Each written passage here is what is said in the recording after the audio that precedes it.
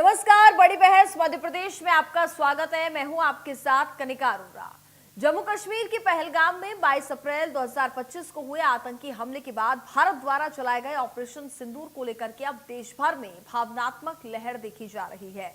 इस सैन्य अभियान की रणनीतिक सफलता और भारतीय सेना की वीरता को स्कूली बच्चों तक पहुंचाने की मांग लगातार तेज हो रही है। ऑपरेशन सिंदूर को स्कूली पाठ्यक्रम में शामिल किए जाने की मांग की जा रही है। बीजेपी विधायक रामेश्वर शर्मा ने कहा है कि ऑपरेशन सिंदूर भारतीय सेना के पराक्रम और रणनीतिक क्षमता का प्रतीक है। ये जरूरी है कि देश के बच्चे इस वीर गाथा को जानें। इससे उनमें देशभक्ति और सेना के प्रति सम्मान की भावना और मजबूत होगी। इसके साथ ही उन्होंने ये भी कहा कि अगर भगत सिंह और सुभाष चंद्र बोस जैसे स्वतंत्रता सेनानियों की कहानियां किताबों में हो सकती हैं, तो आधुनिक भारत के सैनिकों की वीरता भी पढ़ाई जानी चाहिए। वहीं कांग्रेस प्रवक्ता अभिनव बरोलिया ने भारतीय सेना की शौर्य गाथा को पाठ्यक्रम में शामिल किए जाने की मांग का स्वागत किया है, लेकिन साथ ही उन्होंने बीजेपी पर निशाना साधते हुए कहा कि बीजेपी के नेताओं ने देश की बेटी और भारतीय सेना का अपमान भी किया है। क्या वो भी बच्चों को पढ़ाया जाएगा? मंत्रियों ने अभी तक इस्तीफा नहीं दिया है। बीजेपी सिर्फ दिखावटी बातें कर रही है। बता दें कि ऑपरेशन सिंदूर भारत द्वारा चलाया गया एक जवाबी सैन्य अभियान था, जिसमें पाकिस्तान के कब्जे वाले इलाकों में स्थित आतंकी ठिकानों को मात्र 25 मिनट में तबाह कर दिया गया। इस दौरान भारतीय सेना ने जमीन से लेकर के आसमान तक दुश्मन को करारा जवाब दिया। अब ऑपरेशन सिंदूर को स्कूली पाठ्यक्रम में शामिल किए जाने की मांग उठने लगी है। मध्य प्रदेश ही नहीं, बिहार और उत्तराखंड में भी ऑपरेशन सिंदूर को पाठ्यक्रम में शामिल करने की मांग उठी है। बिहार के कई मंत्रियों और विधायकों ने राज्य सरकार से आग्रह किया है कि ऑपरेशन सिंदूर को स्कूलों, मदरसों और संस्कृत विद्यालयों के सिलेबस में जोड़ा जाए। तो वहीं उत्तराखंड मदरसा बोर्ड ने तो आधिकारिक तौर पर घोषणा कर दी है कि राज्य के सभी मान्यता प्राप्त मदरसों के पाठ्यक्रम में ऑपरेशन सिंदूर को शामिल किया जाएगा। और आज इसी मुद्दे पर विस्तार से हम चर्चा करेंगे, लेकिन उससे पहले आइए सुनाते हैं बीजेपी विधायक रामेश्वर शर्मा और कांग्रेस प्रवक्ता अभिनव बरोलिया का क्या कहना है। सेना का, भारत के सैनिकों का जो परिश्रम है, जोश है और उनकी जो योजनाएं हैं और उनमें जिस तरह भारत की सीमाओं की और भारत के नागरिकों की सुरक्षा करते हैं, भारत के स्वाभिमान की रक्षा करते हैं और दुश्मन को मुंहतोड़ जवाब देते हैं। और ऑपरेशन सिंदूर ने तो ये साबित कर दिया कि दुश्मन अपने आप को चाहे जितना सुरक्षित महसूस करे, पर भारत की सेना की नजरों में कोई भी दुश्मन सुरक्षित नहीं रह सकता। इसलिए आतंकवादियों, कान खोलकर सुन लेना, तुमने हमारे बहनों को, बेटियों का सिंदूर उजाड़ा था, हम तुम्हें कब्रिस्तान के रूप में तब्दील कर देंगे। कोई भी आतंकवादी को बचने नहीं देंगे। रात के अंधेरे में भी जब भारत की सेना ने अपना पराक्रम दिखाया है, तो ऑपरेशन सिंदूर हो या सर्जिकल स्ट्राइक हो या इससे पहले के युद्ध हो, भारत की या कारगिल का युद्ध हो, भारत की सेना का शौर्य पराक्रम स्कूल है, कॉलेज है, इनके पाठ्यक्रम में पढ़ाया जाना चाहिए। भारत के बेटा बेटियों को इसका एहसास होना चाहिए और हम उम्मीद करेंगे कि मध्य प्रदेश सरकार भी इस दिशा में सोचे। भारतीय सेना की शौर्य की गाथा पाठ्यक्रम में पढ़ाई जाए। लेकिन रामेश्वर शर्मा जी क्या ये बताएंगे कि जो इनके मंत्रियों और इनके उप मुख्यमंत्री और इनके विधायकों ने देश की बेटी और देश की सेना का अपमान किया है, उसके बारे में क्या पढ़ाया जाएगा? ये सोचना चाहिए इनको। अभी तक इनके मंत्रियों ने इस्तीफा नहीं दिया है, कोई बर्खास्तगी नहीं हुई है, लेकिन ये सिर्फ जो बातें कर रहे हैं, ये सिर्फ दिखावटी बातें हैं। भारतीय सेना लगातार इस देश की रक्षा करती है। हम जैसे जनता जो लगातार चैन की नींद सो पाते हैं, उन सबकी रक्षा करती है भारतीय सेना। लेकिन इनके मंत्री जिस तरीके से बर्ताव कर रहे हैं, देश की सेना का, देश की बेटी का अपमान कर रहे हैं, वो सब देख रहे हैं।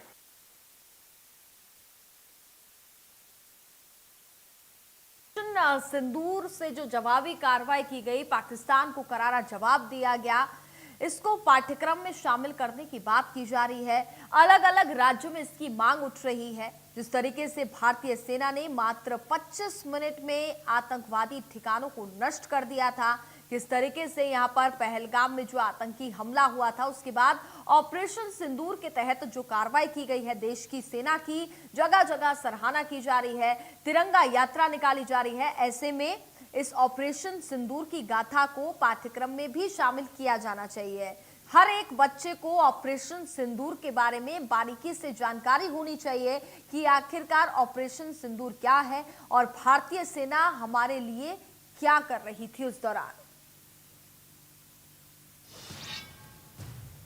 तो चलिए इसी मुद्दे पर हम चर्चा करेंगे। हमारे साथ ज्यादा बातचीत करेंगे। हमारे साथ भारतीय जनता पार्टी के प्रवक्ता ब्रजेश पांडे इस वक्त जुड़ चुके हैं, तो वहीं कांग्रेस प्रवक्ता राहुल राज भी इस वक्त हमारे साथ जुड़ गए हैं।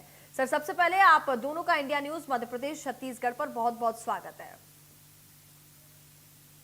ब्रजेश जी, आपके पास आती हूँ, आपसे ही शुरुआत करती हूँ। हालांकि मध्य प्रदेश के साथ साथ अलग अलग राज्यों में भी इसकी मांग उठ रही है कि ऑपरेशन सिंदूर की गाथा के बारे में हर एक बच्चे को पता होना चाहिए और इसको पाठ्यक्रम में शामिल किया जाना चाहिए। ये एक पहल यहाँ पर सरकार की तरफ से की जा रही है, इसको किस तरीके से लागू किया जाएगा? सर, अनम्यूट कर दीजिएगा। जिसकी बात है, आवाज आ रही है मेरी? जी जी, आ रही है। मेरी आवाज बहुत स्पष्ट बात है। जिस तरह से इस देश ने 22 अप्रैल में आतंकी हमले को झेला और आतंकी हमले के बाद भारत के प्रधानमंत्री जी ने भारतीय सेना को फ्री हैंड दिया। हमारी सेना को कहा गया कि समय और प्लानिंग आपको तय करना है और अब भारतीय सेना ने ऑपरेशन सिंदूर के माध्यम से जाकर के मात्र 25 मिनट के अंदर उन आतंकी ठिकाने जो थे उनसे तय कर दिया, बल्कि उन आतंकियों को नेस्तनाबूद कर दिया जो भारत के अंदर आए दिन आतंकी गतिविधियों में संलिप्त रहा था। और अगर इस देश के अंदर हमारे रणबांकुरों को लेकर के, सेना नायकों को लेकर, सेनाध्यक्षों को लेकर के, सिपाहियों को लेकर के अगर हमारे सिलेबस में चीजें आती हैं, इस तरह से ऑपरेशन सिंदूर में भारतीय सेना ने अपने जज्बे को दिखाया है। क्योंकि देखिए, हमारे भी कुछ सैनिक शहीद हुए, बहुत सारे लोग भी, कभी भी युद्ध होता है दो देशों के बीच में तो कुछ लोग तो शहीद होते हैं।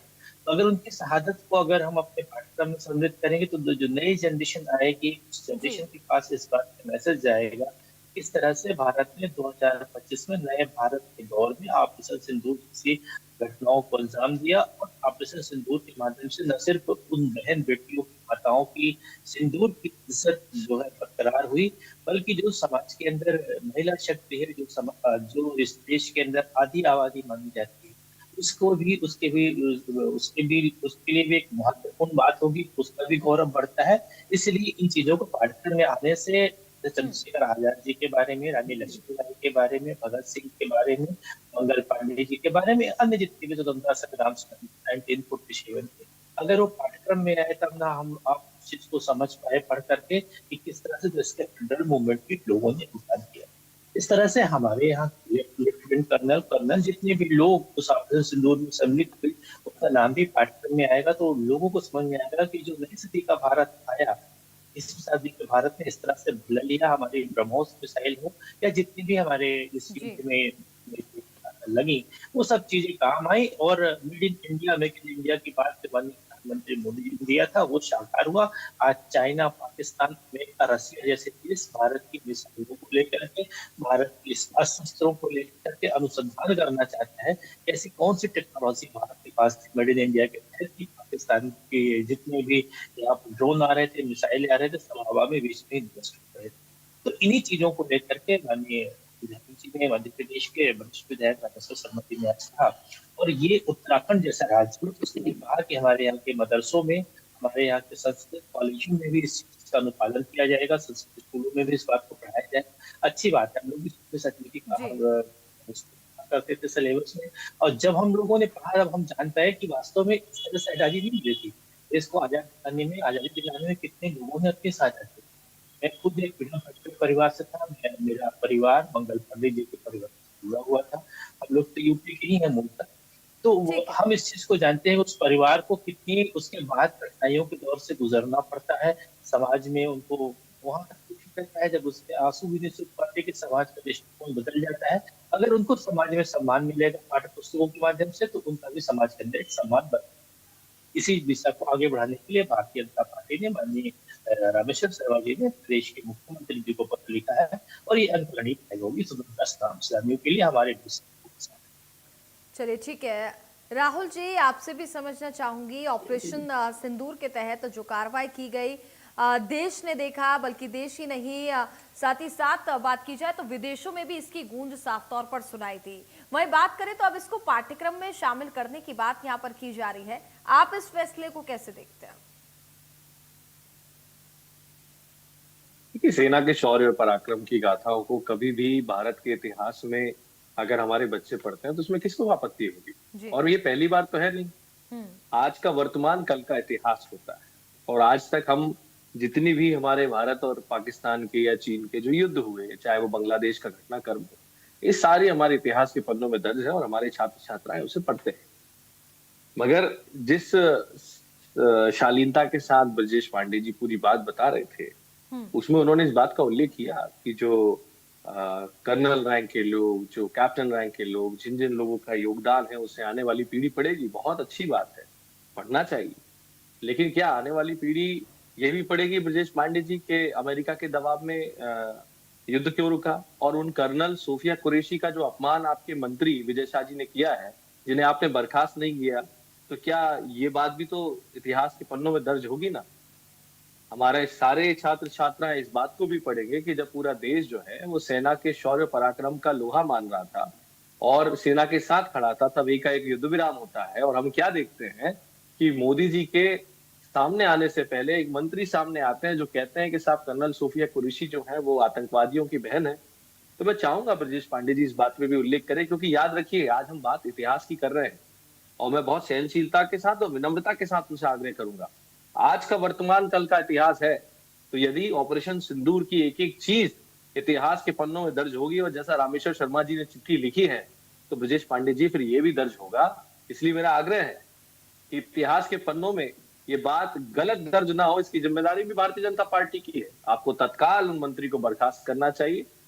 जब कोर्ट उन्हें दोषी मान रहा है, कोर्ट उन पे एफआईआर कर रहा है, एसआईटी की जांच हो रही है, इसके बाद उस कमेटी की रिपोर्ट आने से पहले आपको खुद पता है कि उन्होंने क्या क्या कहा। मैं बहुत सहृदयता के साथ आपसे निवेदन करूंगा, इतिहास आपको माफ नहीं करेगा इस बात के लिए, और हमें कोई आपत्ति नहीं है। हम तो चाहते हैं कि हमारे सेना के शौर्य पराक्रम के बारे में हमारी आने वाली पीढ़ी पढ़े। आगे भी हम इतिहास में अपने सेना के शौर्य पराक्रम, आजादी के आंदोलन, सबके बारे में पढ़ते आए।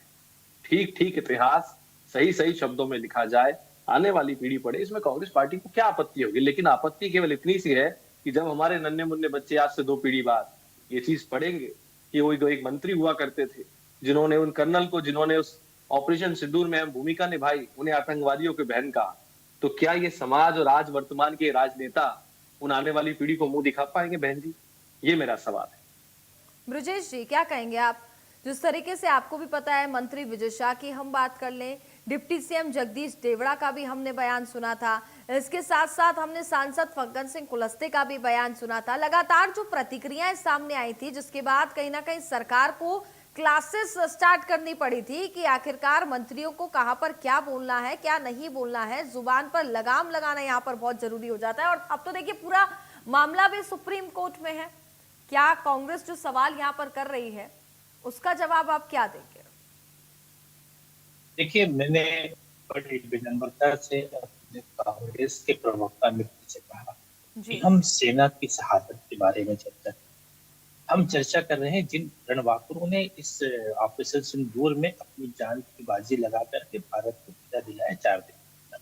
जिस तरह की बातें हमारे कांग्रेस के प्रवक्ता मित्र कह रहे हैं, कम से कम इस डिबेट को राजनीतिक रंग नहीं देना चाहिए था। तो फिर मुझे इनसे कहना पड़ेगा इस बात को लेकर के, भीतर की पंक्तियों को लेकर कि सियासत की रंगत में न डूबो इतना कि तुम्हें इन वीरों की शहादत भी नजर न आए।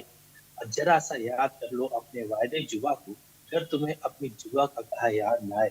क्योंकि सब कोई जानते हैं किस तरह से दिग्विजय सिंह जी ने इसके पहले हाफिज सईद के बारे में बोला है, बटाला हाउस के बारे में सलमान खुर्शीद ने बोला है, बहुत सारी बातें उस पर हम नहीं जानना चाह रहे। हम इसको राजनीतिकरण बिल्कुल नहीं देना चाह रहे हैं। किस पार्टी के किस नेता ने, मोहन सिंगार जी ने क्या बोला, जीतू पटवारी ने क्या बोला, इन विषयों को हम यहाँ पे नहीं लाना चाह रहे। हम सिर्फ बात करना चाह रहे हैं हमारे इस सेना के रणवीरों ने, इस सेना के महाधीशों ने जो पराक्रम दिखाया, जो शौर्य दिखाया, उसका विनम्रता से सम्मान करते हुए पाठ्यक्रम में आना चाहिए। देखिए, जब भारत आजाद हुआ 1947 में,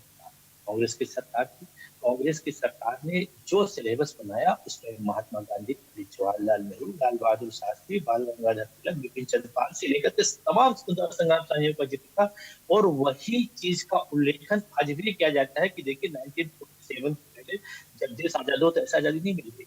बड़ी ही दास्ता के साथ अंग्रेजों ने कितना टार्चर किया था भारतीयों को, किस तरह से उनको भोजन दिया जाता, किस तरह से स्वतंत्रता सेनानियों के साथ जुर्म उठाया जाता था। ये इस पीड़ा का वर्णन था सिलेबस में हम लोगों ने पढ़ा है, और हम तो चूंकि जर्नलिज्म के छात्रों को माफियाल में पढ़ाते हैं, तो इस विषय पर विशेष रूप से लोगों का ध्यान लाते हैं कि भैया कम से कम इन चीजों को पढ़ो, हमारे देश का इतिहास ये है, इतिहास से भटको मत। अगर आज समझिए बिहार की सरकार हो, राजस्थान की सरकार हो, कर्नाटक की सरकार हो, हरियाणा की सरकार हो और उत्तराखंड की सरकार हो, सब जगह से ये मांगे आ रही हैं और कहा जा रहा है किसने क्या कहा किसने नहीं कहा उसके मसले में सब जुडिशल मसला है, सुप्रीम कोर्ट हाई कोर्ट को कहा है। लेकिन मैं सिर्फ सेना नायकों को, सेना के रणवाकरों के बारे में चर्चा कर रहा हूँ। और आपने देखा मेरे डिबेट में किसी नेताओं के बारे में डिबेट चर्चा करेंगे तो बहुत से लोग हैं, इसने मणिशंकर अय्यर ने क्या कहा, उसके बाद जो है अनिल शास्त्री जी को क्या कहना, बहुत सी चीजें हैं, क्योंकि मैं उस पार्टी में राष्ट्रीय प्रवक्ता था तो मुझे वो सारी चीजें पता है। लेकिन मैं सिर्फ इतना भी विनम्रता से आपके माध्यम से कहना चाहूंगा कि अगर सेना के रणवाकरों के बारे में सिलेबस में बातें आएंगी तो नई पीढ़ी के लोग जो पढ़ के, हमारे आपके बच्चे जो नहीं पढ़ेंगे तो वो समझेंगे कि ऑपरेशन सिंदूर इतना आसानी से नहीं था।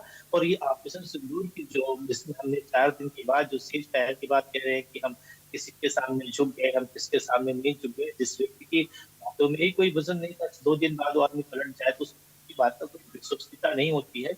लेकिन हम अपने सेना नायकों के बारे में पढ़ना चाहते हैं, हम उन लोगों के बारे में, उन विधवाओं के बारे में सोचिए जो उसके बाद उस समाज के तन से गुजरती हैं, जो बच्चियां अभी शादी होती नहीं और उनके पति आर्मी में लड़ने चले जाते हैं और वो इस तरह के युद्ध में जाकर के शहादत दे देते हैं, उनका परिवार किस तरह से उदर पोषण जीव को पालन करता है, ये उनकी पीड़ा उनसे पूछिए। अगर उनके बारे में, उस नायकों के बारे में सिलेबस में आएगा तो हम सबके लिए फक्र का बात होगा और पूरे भारत वर्ष के लिए फक्र की बात होगी और गौरव का क्षण होगा ये।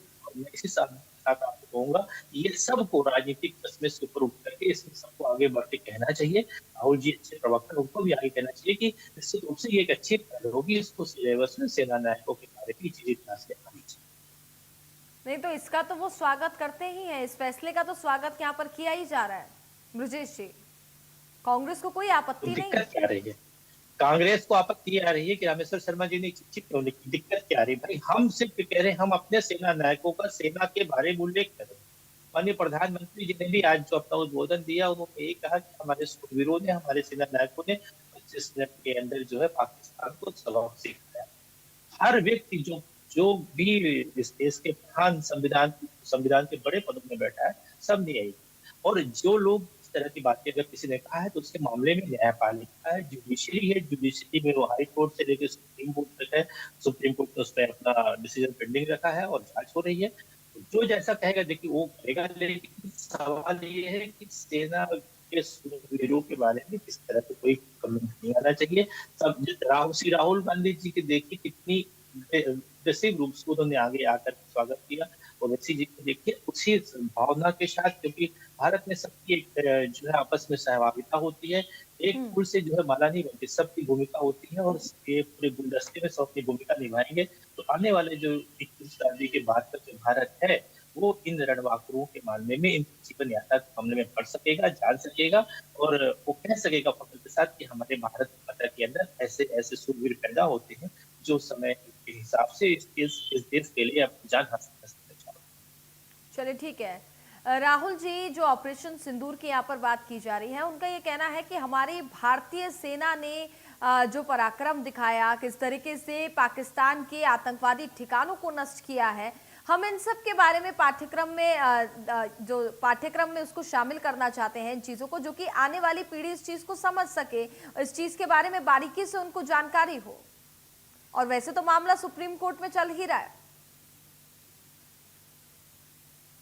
देखिए, मैंने बहुत ही विनम्रता पूर्वक कहा ये कोई राजनीतिक विषय नहीं है, देश के इतिहास का विषय है। मैंने कहा जो वर्तमान है वो इतिहास बनता है। ब्रजेश पांडे जी ने सारी बातें कही, लेकिन मैंने ये कहा कि जब किताब लिखी जाती है, मैं हिंदी का छात्र रहा, हिंदी में मैंने कई अध्ययन किए हैं और जब भी इतिहास लिखा जाता है तो उसका वृतांत एकदम विस्तृत उदाहरण होता है। मैंने उनसे कहा कि अगर इतिहास में पृथ्वीराज चौहान जैसे शूरवीरों का नाम आता है तो इतिहास में जयचंद्रों का नाम भी आता है। झांसी की रानी का नाम आता है तो उनके साथ धोखे और मुखबरी करने वाले लोगों का नाम भी आता है। तो इतिहास अब हम उसे बदल नहीं सकते, लेकिन तत्कालीन समय में अगर लोगों ने मुखबरी नहीं की होती तो झांसी की रानी आज किसी और परिदृश्य में थोड़े और आगे स्वतंत्रता संग्राम में अपनी भूमिका निभा के वीरांगना बनती। लेकिन आज समय है, मैं उनसे बार बार कह रहा हूं इतिहास केवल एक तरफा नहीं होगा। हमें शौर्य पे, सेना के पराक्रम पे पूरा गर्व है। राष्ट्र सर्वोपरि होता है ब्रजेश पांडे जी। मगर मुझे एक भारतीय होने के नाते इस बात की पीड़ा है कि जब मेरे आने वाली पीढ़ी इस ऑपरेशन सिंदूर के बारे में पढ़ेगी तो मुझे दुख होगा कि वो ये भी पढ़ेंगी कि डोनाल्ड ट्रंप ने आज 8वीं बार ये कहा कि मैंने समझौता करवा दिया। वो ये पढ़ेंगी कि आपका मनगवा का विधायक डोनाल्ड ट्रंप के बीच में आने की बात को स्वीकारते हुए कहता है कि नहीं तो वो पाकिस्तान में घुस जाते। वो ये पढ़ेंगे कि कर्नल सोफिया को आतंकवादियों की बहन कहा गया। वो जगदीश देवड़ा जी का ये स्टेटमेंट पढ़ेंगी कि उन्होंने सेना को अपने चरणों में नतमस्तक बताया, मोदी जी के चरणों में। वो ये स्टेटमेंट पढ़ेंगी कि वो आतंकवादियों को हमारे आतंकवादी कह रहे हैं, फग्गन कुलस्ते जी। इतिहास में आगे चीजें गलत दर्ज ना हो, इसलिए ब्रजेश पांडे जी आज आवश्यकता है कि आप बड़ा हृदय दिखाकर विजय शाह जी को बर्खास्त करें और एक अच्छा संदेश दें कि पीढ़ियां यह पढ़ पाए कि भारतीय जनता पार्टी में भी ऐसे नेता हुए थे जिन्होंने देश के सेना और शौर्य के पराक्रम को सम्मान देते हुए अपने नेताओं को पार्टी से बाहर का रास्ता दिखाया। लेकिन आप ये बात नहीं समझ रहे हैं। आप ये कह रहे हैं सेना का शौर्य पराक्रम, अरे इस पे पूरे देश को गर्व है। हम भी चाहते हैं हमारे बच्चे सेना के शौर्य पराक्रम को पढ़े, वो भी जाने कि भारत के वीर सपूतों ने किस प्रकार से पाकिस्तान में अंदर घुस के विजयश्री को प्राप्त किया। लेकिन ये जो बीच में सीज फायर हुआ, इंटरनेशनल बातें, ये सारी चीजें आएगी। इतिहास एक व्यक्ति नहीं लिखता है, एक व्यक्ति नहीं लिखता है। विदेशों में भी इतिहास लिखा जाएगा, देश में भी इतिहास लिखा जाएगा। तो आप क्या चाहते हो, आने वाली पीढ़ी हमारे भारत के अंदर नागरिकों के द्वारा अपनी सेना के लिए किए गए इन आक्षेपों को पढ़े? अगर आज समय है, हम इन चीजों को बदल सकते हैं ब्रजेश पांडे जी, तो आइए ना आप और हम मिलके आने वाली पीढ़ियों के लिए एक अच्छे इतिहास की तैयारी करें कि वो सेना के शौर्य और पराक्रम को पढ़े, ना कि इन मंत्रियों के ओछे बयानों को। वो ये पढ़ पाए कि एक प्रधानमंत्री ऐसा था जिसने वो सेना के ओछे बयानों को देने वाले लोगों को नाप दिया। वो ये पढ़ पाए कि एक मुख्यमंत्री ऐसा था कि उसने सेना को ओछे बयान देने वाले मंत्रियों को नाप दिया। ये पढ़ना चाहिए हमारे बच्चों को, लेकिन पढ़ क्या रहे हैं? अगर आज यथावत स्थिति चली तो वो ये पढ़ेंगे कि इतने भद्दे बयान देने के बाद भी वो लोग अपनी कैबिनेट से उन्हें बाहर नहीं कर पाए। ठीक है ब्रजेश जी। बहुत स्पष्ट बात है राहुल जी, ये आपको समझना पड़ेगा कि देश के प्रधानमंत्री जी ने आकर के पूरे सबके सामने, जनता के सामने टीवी में इस चीज को बोला कि युद्ध जो है, ऑपरेशन सिंदूर जो है, ये अल्प विराम हुआ, पूर्ण विराम नहीं हुआ है, स्टेटस को है, आपको स्टे नहीं मिल गया है, पहली बात। दूसरी बात यह है कि आप इतिहास की बात करते हैं, आप हिंदी के छात्र थे, बहुत अच्छी बात। इतिहास में अगर हम अपने देशभक्ति के बारे में, अपने राष्ट्रीय सुरक्षा के बारे में और सेना के सम्मान की भावनाओं को नई पीढ़ी को पढ़ाना चाहते हैं तो वो ज्यादा अच्छा विषय है। बाकी तो आप जानते हैं कि किसने क्या कहा, कब क्या कहा, फिर वो चीजें भी लिखी जाएगी। बीजेपी ने कभी इस तरह का, यहाँ पे मैं बोलना चाहूंगा, कभी कोशिश नहीं किया कि दिग्विजय सिंह ने बटाला हाउस के बारे में क्या कहा था, सलमान खुर्शीद ने क्या कहा था, सोनिया जी की आंख में आंसू आ गए थे, आतंकवादियों के लिए हाफिज सईद खान दिग्विजय सिंह ने कहा, मणिशंकर अय्यर ने कहा था, मणिशंकर अय्यर जैसे नेता इस सेना की इस समय कह दिए कि अगर आपने पीओके में कब्जा करने की कोशिश किया तो फिर आपको चीन से भी लड़ना पड़ेगा। तो हमारे कांग्रेस पार्टी के नेताओं ने क्या कहा था, ये भी लिखा जाएगा। हम सिर्फ सेना की बात कर रहे हैं और आप फोकस सिर्फ सेना पे है कि हमारी सेना ने ऑपरेशन सिंदूर में जो कंट्रीब्यूशन किया, जो शहादत दी है, वो छात्रों को पढ़ाएंगे। फोकस सिर्फ और सिर्फ सेना पर है। ऑपरेशन सिंदूर के तहत जो कार्रवाई यहाँ पर सेना ने की थी, जवाबी कार्रवाई में किस तरीके से पाकिस्तान को मुंहतोड़ जवाब दिया गया था, इसको पाठ्यक्रम में शामिल करने की मांग लगातार की जा रही है। फिलहाल ब्रजेश जी, राहुल जी, आपका बहुत बहुत धन्यवाद हमारे साथ चर्चा में जुड़ने के लिए। तो ऑपरेशन सिंदूर के तहत जो कार्रवाई की गई थी, पाकिस्तान को किस तरीके से मुंहतोड़ जवाब दिया गया था, पाकिस्तान के 9 आतंकी ठिकानों को तबाह कर दिया था, न जाने कितने आतंकवादियों को मार गिराया था। ऐसे में इसको ऑपरेशन सिंदूर के बारे में पाठ्यक्रम में इसको शामिल किया जाना चाहिए। सिर्फ मध्य प्रदेश ही नहीं बल्कि अलग अलग राज्य में इसकी मांग उठ रही है। और इसी के साथ बड़ी बहस मध्य प्रदेश में बस इतना ही। आप देखते रहे इंडिया न्यूज मध्य प्रदेश छत्तीसगढ़। नमस्कार।